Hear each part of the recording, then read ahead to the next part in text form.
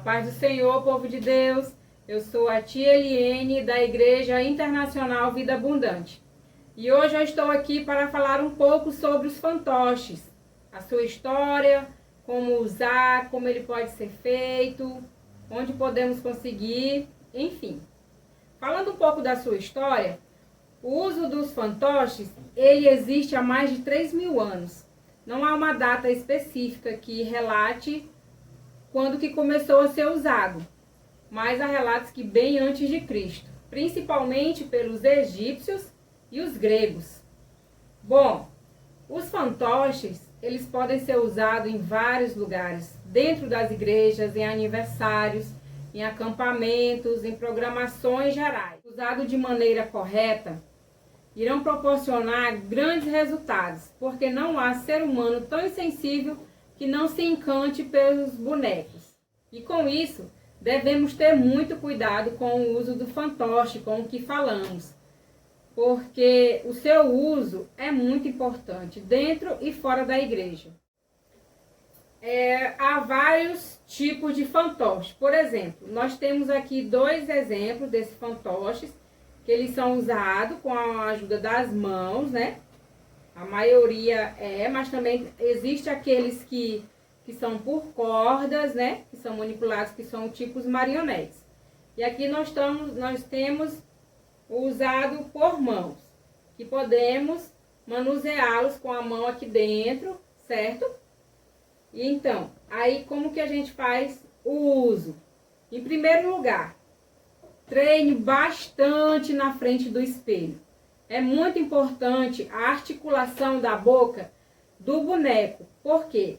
Eles têm que falar sílaba por sílaba. Por exemplo, sílaba por sílaba.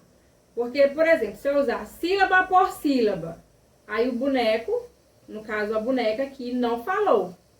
Por exemplo, hoje eu fui à feira.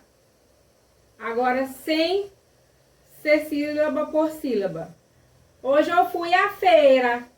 Aí não fica muito bonito, né? As crianças, embora muitas elas saibam que há uma pessoa que está usando, mas elas ficam encantadas com o boneco. Então a gente tem que levar o mais real possível de uma pessoa, no abrir da boca, no movimento. Por exemplo, se há mais de um fantoche, a gente tem que falar olhando um para o outro.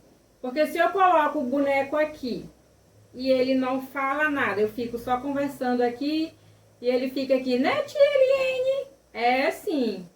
Aí nós temos que interagir. Tem que haver uma interação entre eles, porque eles estão olhando para as crianças. E se a pessoa tiver, como eu estou aqui, usando eles na mesa ou sentado no colo, se for aqueles bonecos maiores, porque tem uns maiores com esse, com o corpo e as pernas. Esses aqui a gente usa com uma casinha, com um teatro, né, que eu vou deixar para vocês algumas ideias. Aí a gente tem que saber usar na casinha, porque geralmente ficamos mais altos do que as crianças, porque tem a casinha, tem um púlpito da igreja, então ficamos mais altos. E temos que ter a atenção para não deixar o boneco olhando para cima, porque as crianças gostam de olhar a face, olhar olho no olho. Então, quando colocarmos os bonecos assim na casinha, devemos ter atenção da nossa mão, do nosso manuseio, ficar olhando para as crianças. E também para nós é importante não demorarmos muito. Por quê? Porque vamos cansar o nosso braço, o nosso ombro, porque geralmente não é aqui, né? Aqui é uma tábua de passar improvisada. Então, assim, seria mais ou menos assim que ficaríamos, né? Com o braço apoiado, mas a gente se cansaria meio que rápido. Então, também não devemos demorar. Enfim.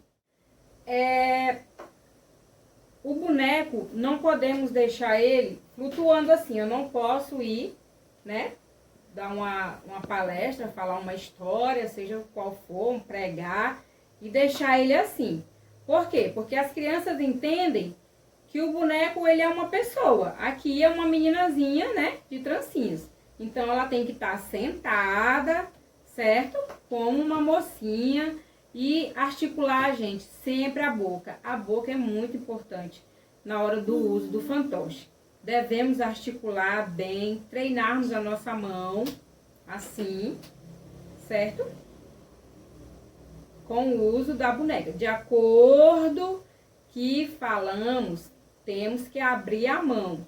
E o boneco, ele é assim. E outra, esse bonequinho aqui, ele não tem a boca tão grande, né? Tão articulada. Mas tem uns bonecos assim, que da cabeça maior, que eles abrem bem a boca. Então, não devemos abrir tanto a boca do boneco, porque nós não abrimos tanto, não é? Então, devemos falar sempre articulando as sílabas. Porque a ideia é usar uma frase que leve as pessoas a refletirem sobre a história que foi contada no momento do culto, da pregação, levando assim a palavra de Deus aos grandes e pequenos. Muito obrigada, nos vemos, quem sabe, no próximo vídeo.